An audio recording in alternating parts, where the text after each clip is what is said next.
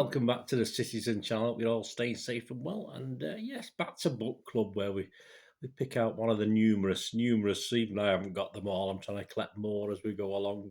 City related books, hardback, softback, various different things.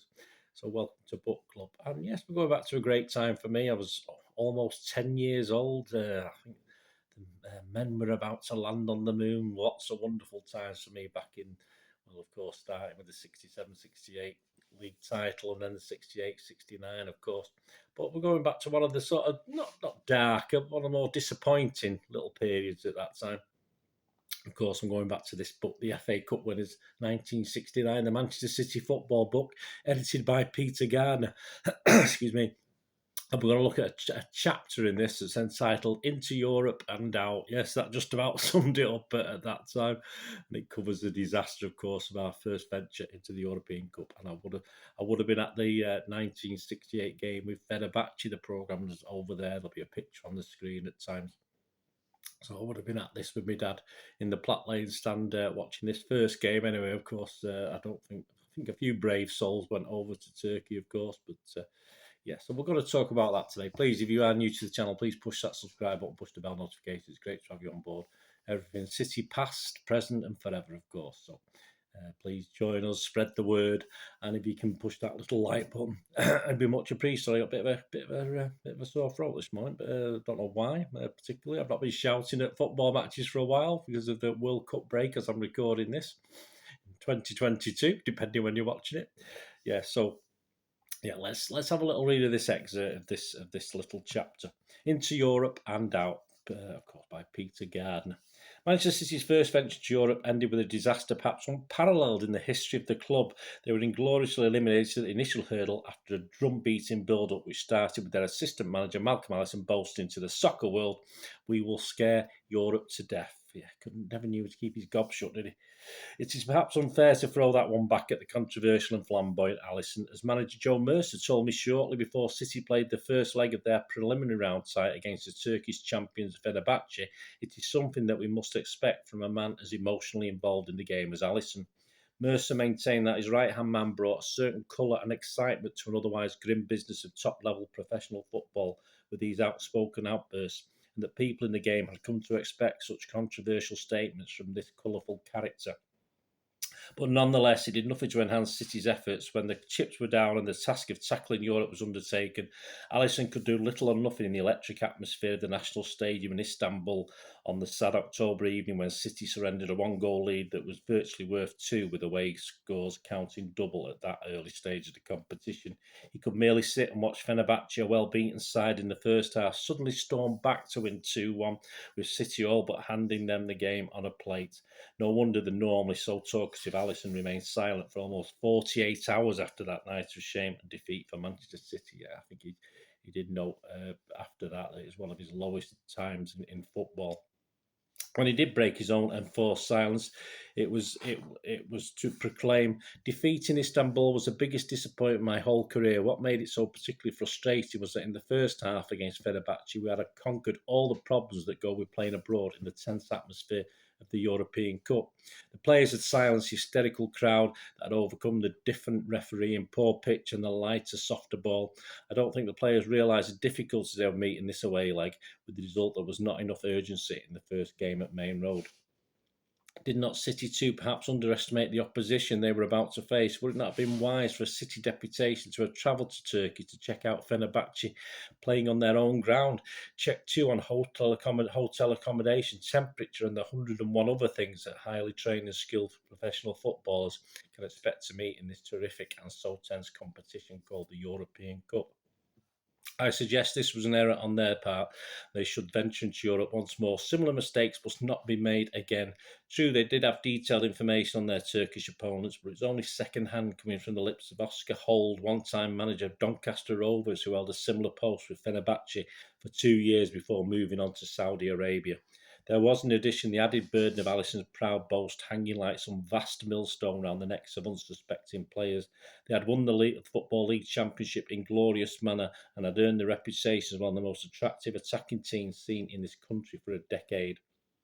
Within hours of the league title being won in that memorable title clincher at St James's Park, Newcastle, Alisson was screaming out loud what his side were going to do in Europe. Take these brief extracts as an example. Manchester City will not play in Europe like some of the European sides I have seen play Manchester United. I promise you, City will attack these peoples. They have not been attacked since the days of the old Real Madrid. I think a lot of these European people are cowards. Their team won in spite of their coaches, not because of them. Joe Mercer, a man who usually takes a more realistic line, also admitted that morning after City had become champions for the second time in their history. The team we have and the players we have will survive the first 2 rounds, I promise you. You shouldn't make promises, should you really? It is easy to throw back all these comments at the two men who have spearheaded City's tries to become a major power in British soccer once again. But at that time, they and many other critics, myself included, believed that City would survive at least for 2 rounds of this money-spinning tournament. What went wrong? Why did City fail so abysmally when they had virtually the same team that had won the league title? The only exception was, of course, skipper Tony Buck, who was injured on the club's ill-fated summer tour to North America. And there perhaps are two major reasons why elimination came so early: injury to Buck and a disastrous tour.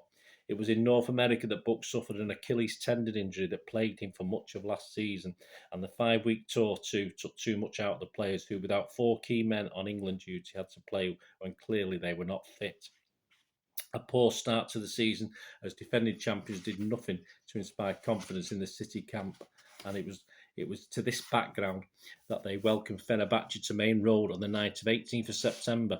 Fenerbahce came here with the reputation of being a side of no higher standard than mid-second division in this country. However, they had done the Cup and the League Cup double in Turkey, as well as winning the Balkans Cup, but still there remains something of a dark horse. However, it did not take City long to realise the task confronting them. They could have had the tie sealed up in the first 20 minutes, when the Turks' slack marking gave City the space and room which they were to be deprived of later once the Istanbul side had settled down. Bell, Summerbit, missed chances galore, and winger Francis Lee, Tony Coleman, men with reputations of playing the good old orthodox way by getting the ball into the middle hard and often, rarely stamped their personality on the game.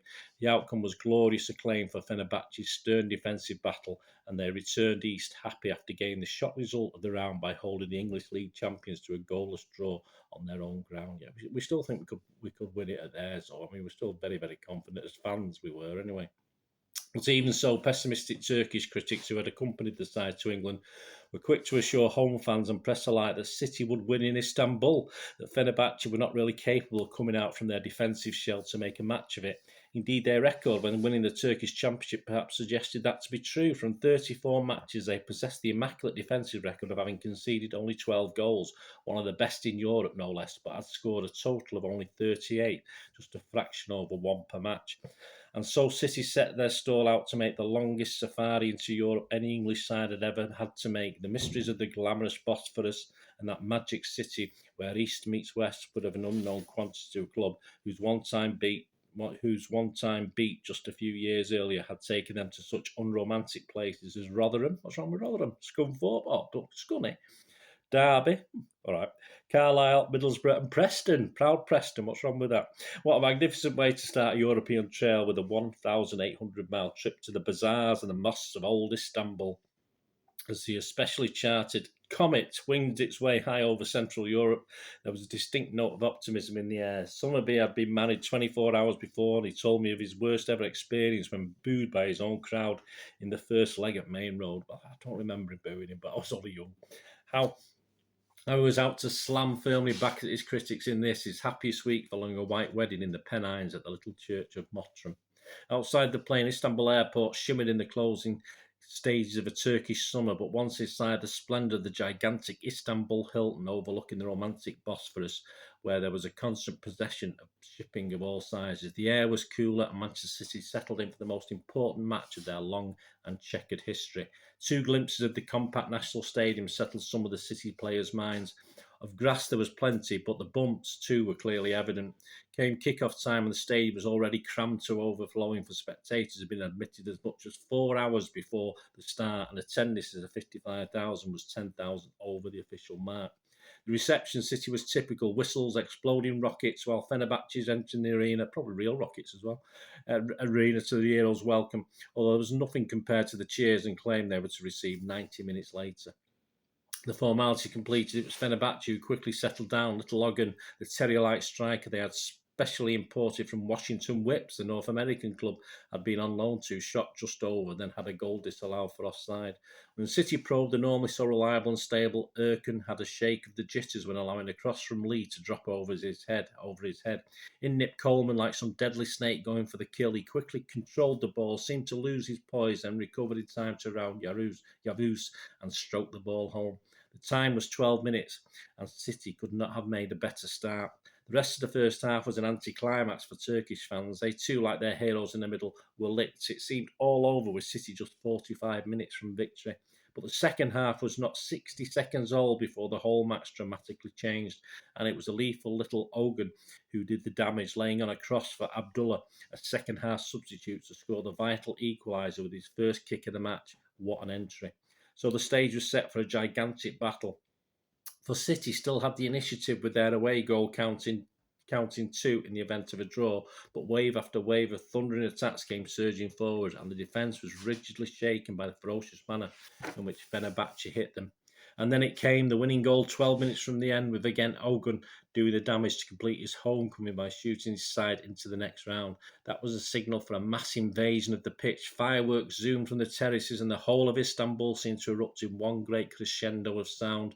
It was quite fantastic, as were the scenes at the end when I counted over 130 fires on the terraces, while baton swinging riot police attempted to clear a way through to the dressing room for players whose very lives were in danger. So excitable were the Turkish fans.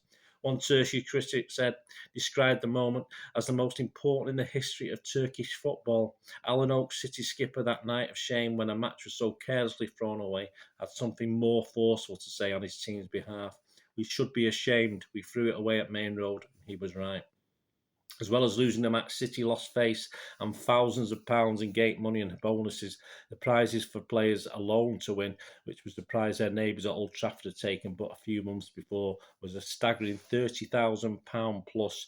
From the club's point of view, something like £100,000 in potential gate money had been washed down the Bosphorus, which I am sure Manchester City will not care to see again. So there you go. Great little feature. Great, hopefully for you that were obviously around at the time, and obviously those that weren't around at the time. So my thanks to Peter Gardner. Hope you enjoyed that. Be plenty more book clubs, different books, different writers, different times.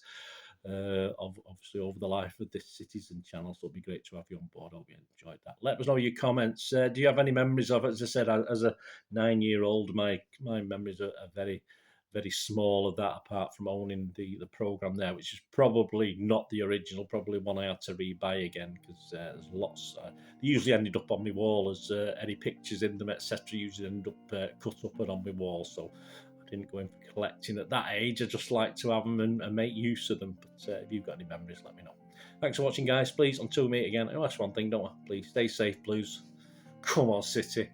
Bye for now.